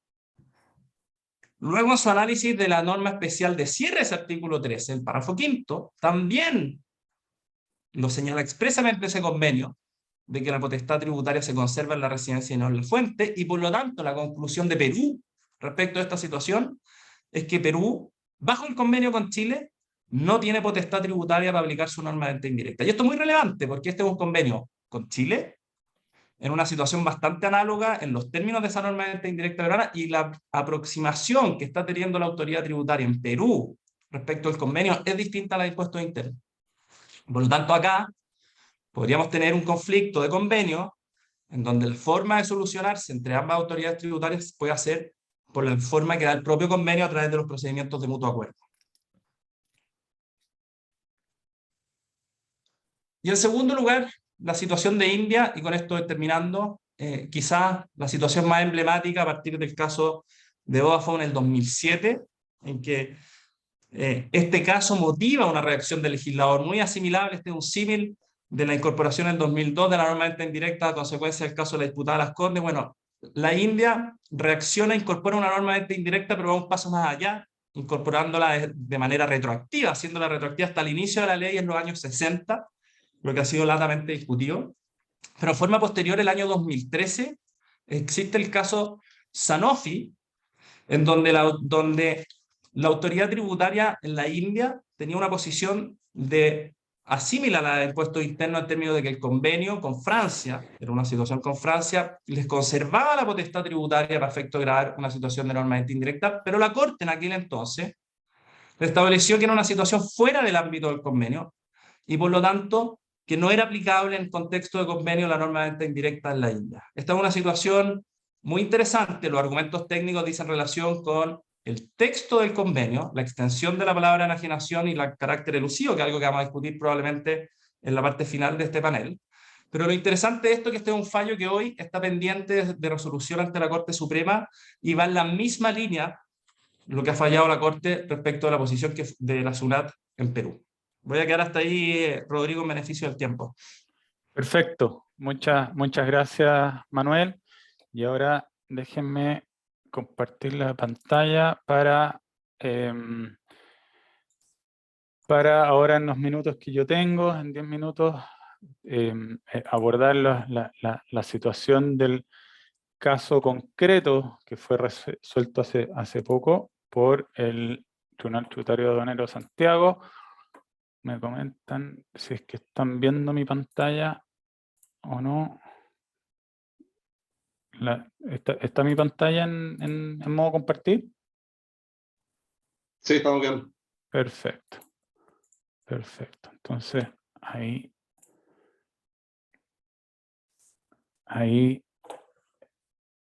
les presento los antecedentes de hecho del caso que fue recientemente resuelto. Se trata de una venta indirecta que ocurre el año 2014. En ese momento existía una estructura en que el vendedor, que es la sociedad España 1, era dueña del 100% de otra sociedad española, España 2 en este ejemplo, y esa sociedad española era dueña de un porcentaje, un 42,3% de la sociedad española 3. A su vez, la Sociedad Española 3, el porcentaje restante de la propiedad era de propiedad del comprador, y la compañía España 3 era dueña de dos sociedades establecidas en Chile. Y la transacción consistió en que el comprador, que también era una compañía residente en España, adquirió el 100% de las acciones que España 1 tenía en la sociedad España 2, produciéndose efectivamente por producto de esa venta, la venta indirecta de las sociedades Chile SA1 y Chile SA2. Un elemento que se menciona en el fallo es que en España, producto de la normativa de determinación de la base y la rebaja de ciertos costos y gastos en la determinación de la ganancia, esta operación produjo una pérdida, sin perjuicio que bajo las reglas de determinación de ganancia, en el artículo 10 y 58.3, aquí se generó una ganancia tributable. ¿Ya? Si bien en este caso las partes estaban de acuerdo en que producto del convenio en Chile no debiera tener potestad para gravar esta venta, de todas maneras y por un tema de responsabilidad de las partes frente al Estado de Chile y en caso de un eventual conflicto, la Sociedad España 1 pagó los impuestos aplicables en Chile como si la venta efectivamente estuviera grabada acá. Y posteriormente, el año 2015, presentó una solicitud de impuestos internos para obtener la devolución de ese impuesto pagado indebidamente, precisamente bajo el argumento de que la ganancia no podía ser grabada en Chile en virtud del convenio. Finalmente, el 2016, Impuestos Internos deniega esta solicitud de devolución, frente a lo cual el contribuyente interpuso un reclamo el año 2017, y ese es el reclamo que finalmente se resuelve en el fallo del tribunal que se emite ahora hace poco, este año 2021. Les presento, antes de entrar a las preguntas, los principales argumentos de las partes del contribuyente, y también los argumentos del Servicio de Impuesto Interno, y finalmente lo que se resuelve en esta sentencia. El contribuyente esgrime el argumento que ya lo hemos ido escuchando en esta presentación, de que en este caso el artículo 13, párrafo 4 del convenio entre Chile y España establece específicamente su texto de que se refiere a la ganancia de capital por la enajenación de acciones u otros derechos representativos del capital de una sociedad que sea residente en el otro estado contratante, en el caso particular que sea residente en Chile. Como en este caso lo que se vende es España 2, que claramente y que no fue controvertido, es una compañía que es residente en España, no aplica el artículo 13.4 y por lo tanto debiera aplicar el artículo residual de la ganancia capital, que es el 13, párrafo 5, en que, de acuerdo a esa norma, solamente España tiene la potestad tributaria para gravar esa ganancia y Chile no tiene derecho, en virtud del convenio, a cobrar impuestos sobre esa ganancia. ¿Ya? Frente a eso, los argumentos principales que da el servicio y que finalmente el fallo de alguna manera recoge, es que el artículo 13, párrafo 5 no aplica, solo aplica respecto de bienes que no están regulados específicamente, y como la venta de acciones sí está regulada específicamente por el 13, párrafo 4, sí debiera aplicar. Luego se hace una serie de consideraciones sobre el propósito de los convenios, argumentando de que si bien el convenio, uno de los propósitos es evitar la doble tributación, también uno de los propósitos de los convenios es evitar la elusión fiscal. ¿Ya? Entonces, en virtud de eso, dice que en virtud de ese propósito no puede Chile limitar su potestad tributaria, pero lo particular de esa situación es que en todo el desarrollo del caso no existe no se discute ninguna circunstancia de hecho en que se señala que efectivamente aquí hubo una transacción elusiva. Entonces, me da la sensación que finalmente el tribunal reconoce eso y no aborda y no se hace cargo del argumento de la elusión, porque efectivamente esa es una situación de hecho que no fue controvertida y no se esgrimió en su momento por impuestos internos, de que efectivamente esta estructura fue hecha con un propósito de hacer un uso indebido del convenio. ¿Ya? Luego se hace una serie de análisis de texto y se tiene el fallo en un vocablo que es en el de los otros derechos representativos del capital, y de alguna manera dan a entender de que esa expresión tiene el propósito de incluir la venta indirecta de sociedades cuando si uno ve los comentarios del modelo OCDE y de las Naciones Unidas, ese vocablo tiene otro propósito, que simplemente es decir, vamos a darle el mismo tratamiento a la venta de acciones a la venta de derechos u otros respecto a la propiedad de partnership, de trust y de sucesiones, y no este propósito de ampliar el alcance de la norma a ventas indirectas. ¿Ya? Y finalmente el fallo concluye por esta serie de razones que la correcta interpretación del artículo 13, párrafo 4, es precisamente regular este tipo de situaciones de ventas indirectas, que la verdad, nuevamente, es una conclusión que va en línea con lo que ha dicho Impuestos Internos, pero como hemos estado analizando, no está, a mi parecer por lo menos, tan claro respecto nuevamente, del texto de los convenios, de la historia de desarrollo de convenios y acuerdos posteriores en que Chile ha celebrado, y también tanto en el modelo de la OCDE y de las Naciones Unidas, no me queda claro que efectivamente el lenguaje del artículo 13, párrafo 4, letra B, efectivamente se pueda concluir tan claramente que tenía como propósito regular esta situación de venta indirecta, cuando el encabezado del artículo lo que exige para aplicar el 13.4 precisamente es la venta de acciones o derechos de una sociedad de otro Estado contratante.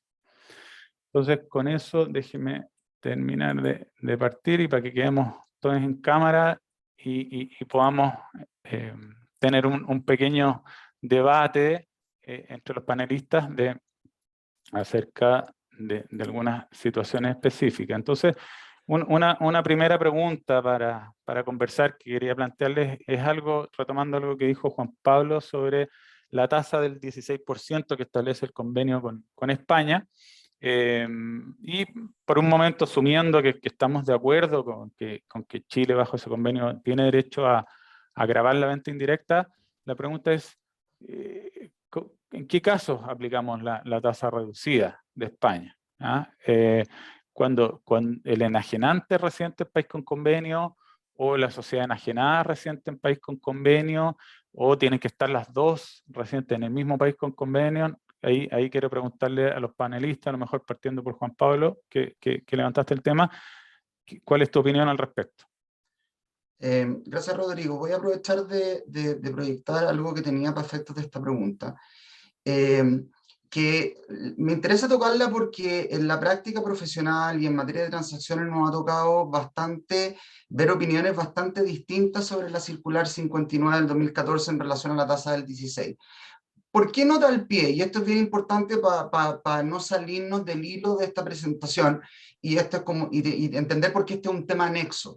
El hilo de esta presentación y de toda es básicamente la disyuntiva entre 13.4 y 13.5, en que Impuesto Interno considera que esto es 13.4 y aparentemente todos los que estamos acá tenemos buena razón para considerar que es 13.5, obviamente los modelos de convenio donde esa discusión se dé, que no son en los que expresamente Chile le agrava la venta indirecta, o en los iniciales donde invierte la regla por defecto del 13.5. ¿Ya? Y por lo tanto esta discusión de si procede o no el 16 es una nota al pie, porque asume que uno ya le dio a Impuestos Internos el punto, que la cancha es el 13.4, ¿ya? Y por eso es un tema anexo acá. Y dentro del 13.4, la pregunta es, ¿cuándo procede la tasa 16? Me parece que es un tema interesante tocar, sobre todo por lo que me ha tocado a nivel de práctica profesional. Y ahí la pregunta es, ¿qué viene a comunicar la circular 59 del 2014 que trata este tema? Y para mí es un tema bien simple, dado, como decía Manuel, que en la circular del 2014 había dicho que cuando aplicaba convenio, en un caso, si se tomaba la opción por tributar los activos subyacentes en Chile de forma, como si se hubieran vendido de forma directa, te ibas al artículo 13 y caso contrario te ibas al 21, lo que viene a comunicar acá es un cambio de criterio, y por eso se publica en el diario oficial. Y dice, bueno, lo que yo dije de irse al 13 versus al 21 ya no va, y nos vamos siempre al 13. ¿Ya? De alguna manera, ese es el punto central que viene a comunicar. Y como comentábamos con Manuel, en la circular 14, impuesto interno, por supuesto dice bastante más del convenio, pero respecto a la posible disyuntiva 13.4 y 13.5, la ignora. Dice, se estima que, y pasa directo al 13.4. En la nota diplomática que comentó Manuel también, el de la misma idea, no desarrolla porque ellos creen que esto está en el 13.4 más allá de fijar su posición. Entonces llega a la circular y dice, bueno, lo que yo había dicho, 21 versus 13 ya no va, ahora siempre es 13. Y como dice Ociel, y dice la circular, dado que hay tantos artículos 13, bueno, ejemplifiquemos, va a depender del 13 que nos trate, y ejemplifiquemos con España. Y en ese contexto da un ejemplo, y viene a comunicar que la tasa reducida de 16 también está disponible en venta indirecta, pero como digo, con la cancha de que esto es 13.4. Y acá yo dejo unas preguntas planteadas por si es que alguno de los panelistas las quiere abordar. Para mí hay una pregunta clave. ¿Cuál es el caso que trata la circular? Que es el más conflictivo. ¿En qué caso se daría la tasa 16? ¿Esté bien o mal la circular? Estoy pensando desde un punto de vista de si tú te puedes amparar en el artículo 26 del Código Tributario. ¿Cuál es el caso que trata la circular de 16 en esta nota al pie? Esa es la pregunta central y voy a decir solo un minuto de eso. Preguntas laterales. Para efectos de la tasa 16, ¿está disponible la contrarregla del protocolo del convenio con España? No la nombra la circular, que te permitiría, aún teniendo más del 20, tributar del 16. ¿Es necesario para el 16, no lo dice la circular, optar como si los activos subyacentes se hubieran vendido en Chile? Este es un tema bien importante. Nunca, desde el 2012, que rigió la norma, hasta el 2016, que todavía había hija de régimen único, nunca Impuesto Interno aclaró muy bien, por ejemplo, en régimen único, si el año había que tenerlo a nivel de la target que se vendía, o tener más de un año en la que la primera en el extranjero tenía la chilena, etcétera. Yo creo que eso hubiera ayudado a clarificar esto. Y la tercera pregunta es que en caso de que haya que tomar esa opción para la tasa del 16, si eso condiciona o no la opción de costo que da el 58.3 y te obliga a elegir costo local o son opciones totalmente paralelas, que es mi posición. Y termino con esto, que es la pregunta central. Mucha gente cree, entre ellos yo, que la circular trata el caso del medio. ¿Quiénes no? Me ha tocado estar con gente que dice, no, mira, la circular ejecutiva no ignora completamente dónde está el vendedor y hay una línea donde se podría inferir que también está en España. Yo no alcanzo a ver eso y creo que se trata del tema del caso del medio, la circular. Ahora, mi punto es, aunque se tratara del caso del centro, y por lo tanto, aun cuando Impuesto Interno ignorara dónde está el vendedor, que eso visto que mucha gente lo considera un exabrupto por completo de Impuesto Interno, no precisar dónde está el vendedor y que incluso sería inaplicable el artículo 26, yo creo, e insisto, que eso admite una interpretación posible y tiene que ver con que la Dirección Subnormativa de Impuestos Internos e Impuestos Internacionales, que tiene una posición sofisticada sobre este tema y que no la ha dado a conocer en forma completa, probablemente quizás la instancia sea eventualmente un map a propósito con Perú, a propósito de lo que comentaba Manuel, yo creo que sí se puede interpretar la circular coherentemente con la ley y con la circular 14 del 2014, que aún en el caso del medio, o sea, aún ignorando dónde está el vendedor, es aplicable la tasa 16. Y solo terminar que esa interpretación armónica, que otro día la explicaremos, hace, a mi juicio, extensible la tasa del 16 al caso que está a la derecha, y no hay ninguna posibilidad de aplicarlo al caso de la izquierda, que es un caso que he escuchado en práctica profesional, aun cuando su semejanza sea más aparente con el caso del medio, por estar la tarjeta en España. Así que eso era parte, Rodrigo, que quería introducir sobre este como tema de nota al pie, y interesado a ver, bueno, qué opinas tú también con Ociel y con Manuel sobre este tema. Sí, gracias Juan Pablo. Ahí en mi opinión, de repente, Juan Pablo, podéis dejar esa lámina. Yo no la bajé, la vuelvo a subir. Ya, La bajo con perfecto. Estamos un segundo. Mi opinión es que, como estamos en el contexto convenio, y la tasa 16 es una tasa reducida a efecto convenio, es decir, quien invoca esa tasa está invocando un beneficio convenio, la visión que he tenido yo, y a lo mejor pensaba por eso el servicio no lo abordó explícitamente, porque se entiende que para poder invocar un beneficio convenio tienes que cumplir con el requisito básico de ser un residente en el país del convenio. El que invoca el beneficio no es la compañía target, ¿no es cierto? No es el subyacente que se vende. El que invoca la tasa reducida es el contribuyente, que está afecto a impuestos, que en este caso es el vendedor, quien realiza la ganancia de capital. Entonces, desde mi punto de vista, yo tenía más o menos claridad de que para poder invocar la tasa del 16%, el vendedor tenía que ser residente y cumplir con las demás condiciones para ser beneficiario del convenio con España. Entonces, eso me llevaba a mí a concluir, bueno, si el vendedor está en España y está vendiendo una target en España o en cualquier otro país, y decíamos que efectivamente Chile tiene derecho a gravar esa venta indirecta, el vendedor español, el sujeto de impuestos, tenía derecho a invocar ese beneficio de solamente de dejar limitada su venta con una tasa de un 16%, si es que tomaba la opción de vender, de tratarlo como si fuera una venta directa. Lo mismo pasa con qué pasa si el vendedor está en un país con otro convenio, y ahí ya el análisis no es del 16%, sino que es decir, bueno, tiene derecho Chile a gravar ese vendedor bajo el convenio respectivo. Si el vendedor estuviera en Reino Unido, por ejemplo, o en Perú, si es que vemos al vendedor o a la target, si es que está en Reino Unido o en Perú, para determinar si Chile tiene derecho a grabar eso. No sé, Ociel o Manuel, si ustedes piensan, tienen algo más que comentar respecto a eso. Una cosa, a mí, lo que yo trataba sería, a ver, en primer lugar, hay que atender el contexto. El contexto de esto es una circular que se emite con el solo fin de corregir una interpretación que no cerraba completamente en una circular anterior. Eso es lo primero. Siempre los ejercicios en que uno tiene que hacer volver sobre sus pasos son complejos, porque son ejercicios argumentativos, un poco políticos. A mí me parece que, en fondo, tiendo a pensar que la respuesta... A ver, estoy de acuerdo con lo que dice Rodrigo, en primer lugar. Para poder invocar cualquier tipo de tratado, el residente, el efecto impuesto, tiene que ser el que lo invoque. Cuando aquí debiera haber un vendedor en España, a menos que España tenga la propiedad directa del activo y el mismo vendedor decida tratarlo como una venta directa, aplicando el convenio también.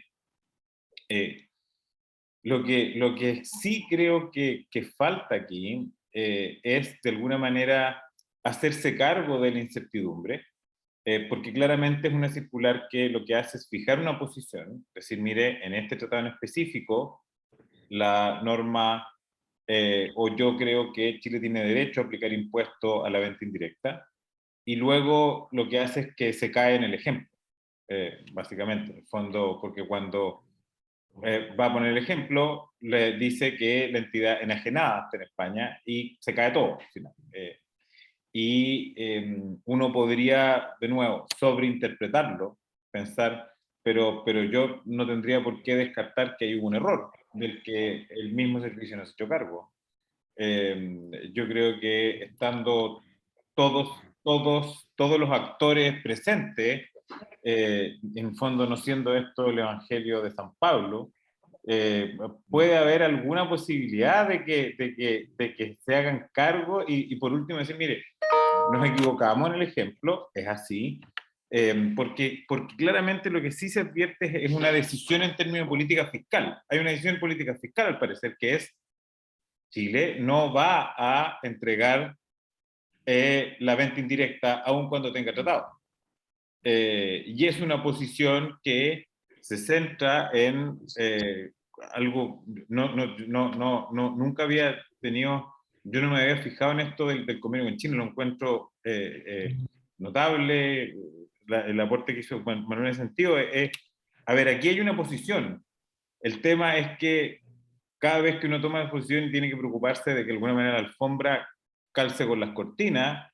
Es una posición que es muy clara para negociar tratados nuevos, pero que está puesta de alguna manera medio a la fuerza con los tratados antiguos. Entonces, me parece que la circular como instrumento interpretativo no cumple.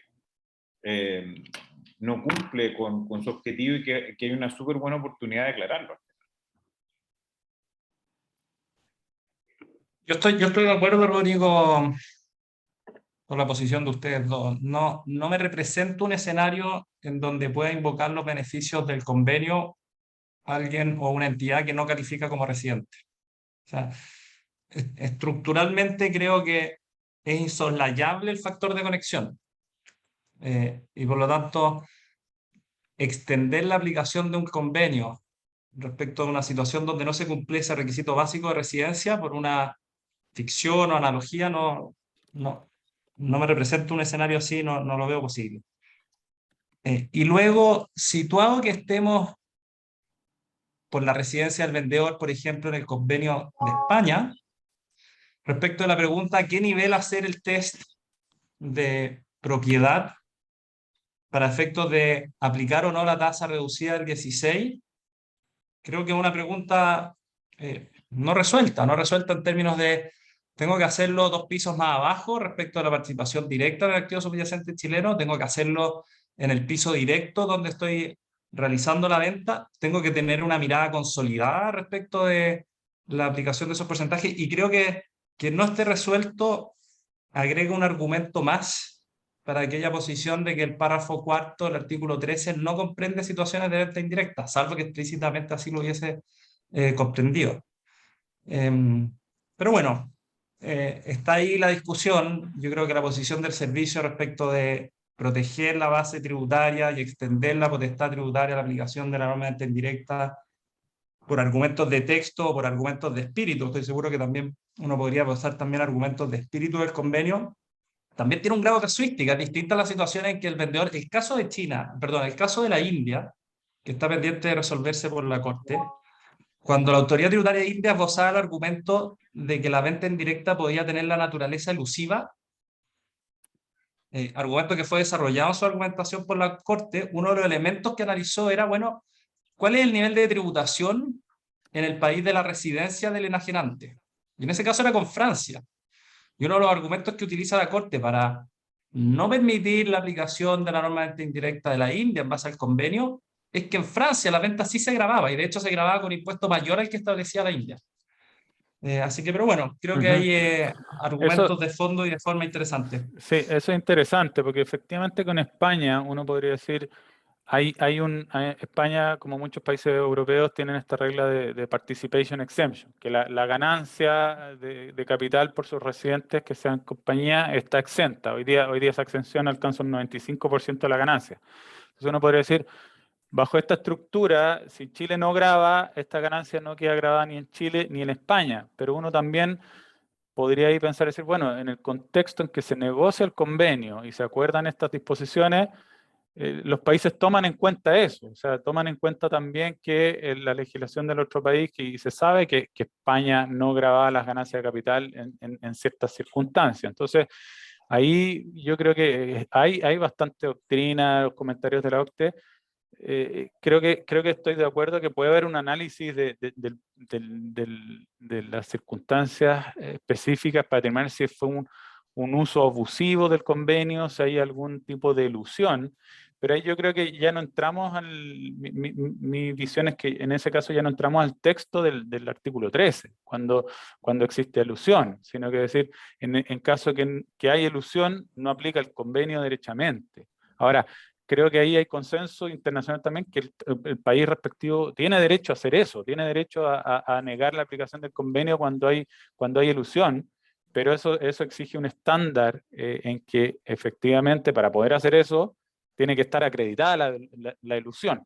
¿no es cierto? Tiene que comprobarse que efectivamente el uso del convenio es abusivo, y por lo menos en este caso, resuelto por el Tribunal Tributario, si uno lee los hechos que se dan por acreditado y la controversia sobre los hechos, en ninguna parte se plantea siquiera de que efectivamente el vendedor haya armado esta estructura solamente para usar el convenio de manera inapropiada, y da la sensación que el argumento de que aquí hay ilusión es solo porque hay una venta indirecta, lo que ahí yo creo que es un poquito extremo. Rodrigo, Uh-huh. sí, mira, solo una precisión muy corta antes de meternos al tema del fallo. Solo, a ver, por supuesto que estoy de acuerdo con Manuel y con Ociel y contigo, este no es mi caso, el de la circular, que repulsa contra cualquier principio de derecho tributario internacional desatender dónde está el vendedor para los efectos de aplicar un convenio de doble tributación.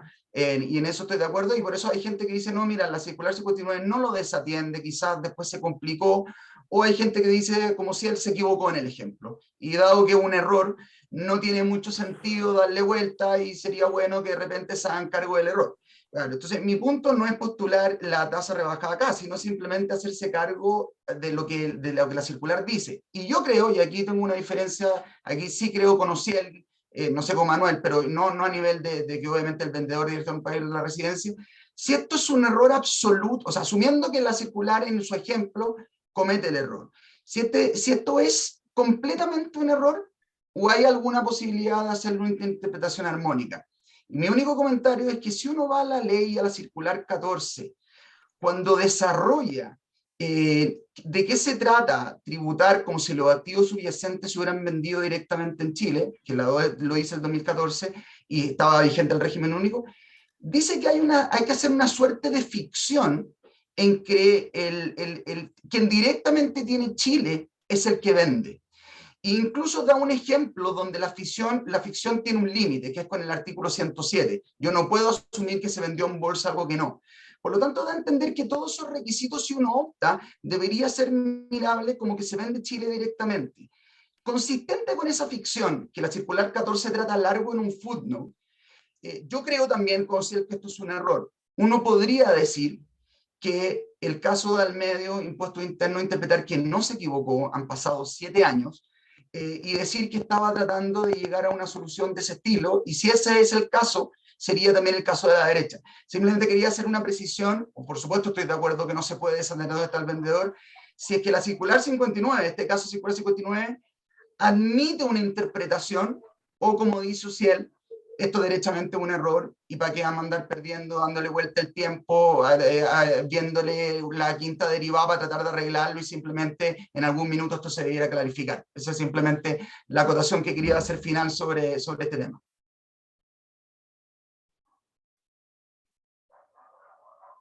Perfecto, muchas gracias, Juan Pablo. No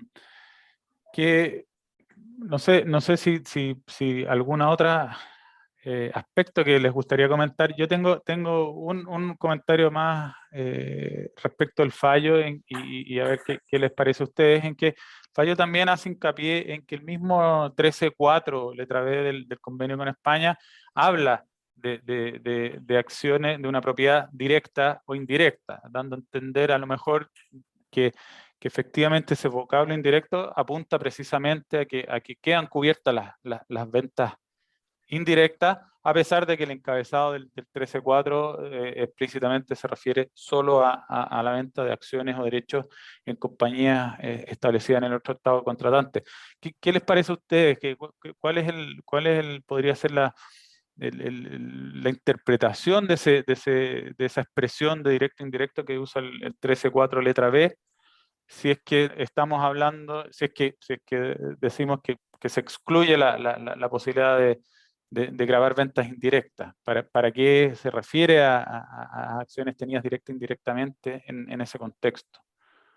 No sé si lo han abordado, lo han pensado ustedes. No sé, Manuel. Sí, a ver, yo no estoy de acuerdo con esa interpretación que hace el tribunal, y que quizá uno la podría esbozar, que está contenida también en la circular 59, porque es indudable, en mi opinión, tanto en el modelo como en la estructura del propio artículo 13, de que esa referencia a la tenencia es para efectos de determinar el origen del valor de la ganancia de capital. Es decir, más que mirar agua arriba, como hace el tribunal en su considerando, para efectos de llegar a la aplicación de una norma de venta indirecta, lo que hace, en mi opinión, indudablemente, esa letra D y también en la A respecto a inmuebles, es efecto de determinar de dónde deriva el valor para efecto de la aplicación, o de la tasa completa o de la tasa reducida del 16.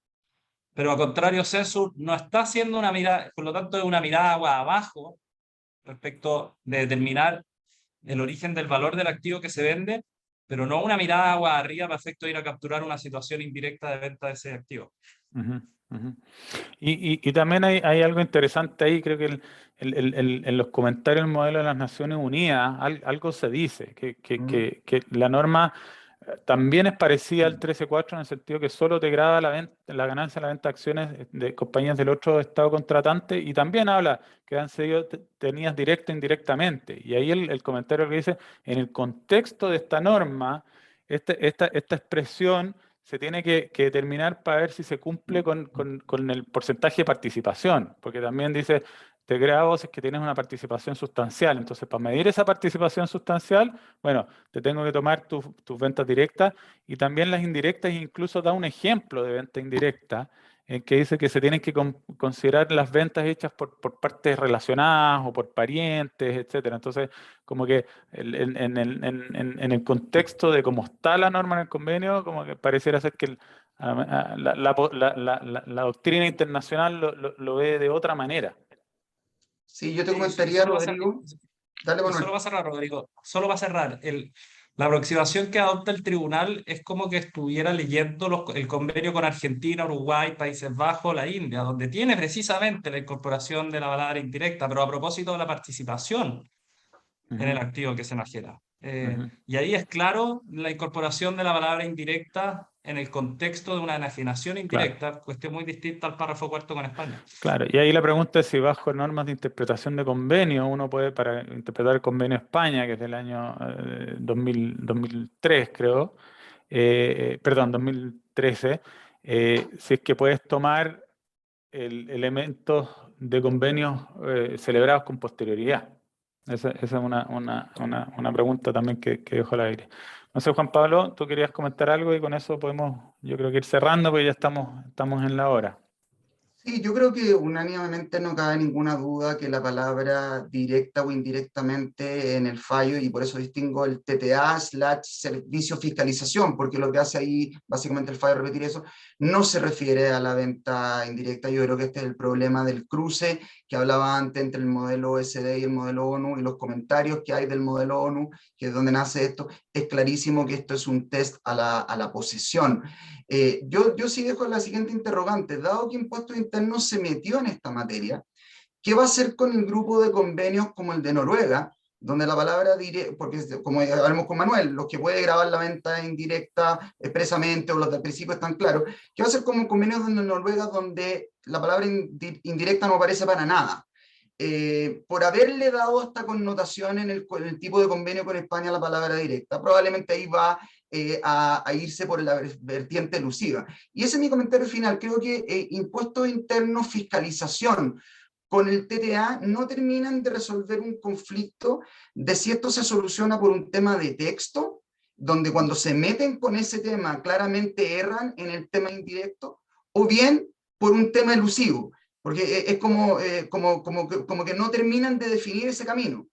A diferencia, insisto, de la Subdirección Nacional de Normativa y con impuestos internacionales, donde no han entrado a eso, no han entrado a confundir cómo se ve la palabra directa o indirecta en un caso que claramente es de posesión no de venta, y tienen una posición mucho más expectante, simplemente diciendo que ellos ven que se comprende en la venta indirecta, en la venta de acciones en Chile está comprendida y queda pendiente, y están en una posición expectante porque a partir de ahí pueden desarrollar toda una argumentación como la que yo sostengo respecto a cómo Chile negocia todos sus convenios y también desde una perspectiva elusiva. Me da la impresión que el fallo con el grupo fiscalizador de impuestos internos se mete en una línea argumental que por un lado es equivocada y por el otro lado es un poco inconsistente. Me parece que la Dirección Nacional en algún minuto, cuando aborde este tema, quizás el MAP con Perú sea la instancia, va a desarrollar una argumentación bastante más sofisticada.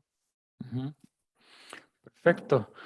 Bueno, ya estamos un par de minutitos pasados de la hora. Les pido disculpas por habernos dejado llevar a lo mejor por este tema que sigue siendo muy interesante para los que nos dedicamos a esto y sigue planteando todavía algunas interrogantes y desafíos.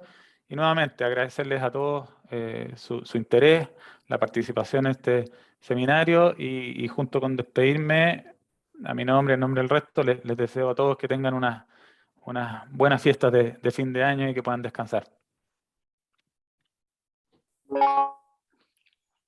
Gracias, Rodrigo. Gracias a todos. Chao a todos. Gracias.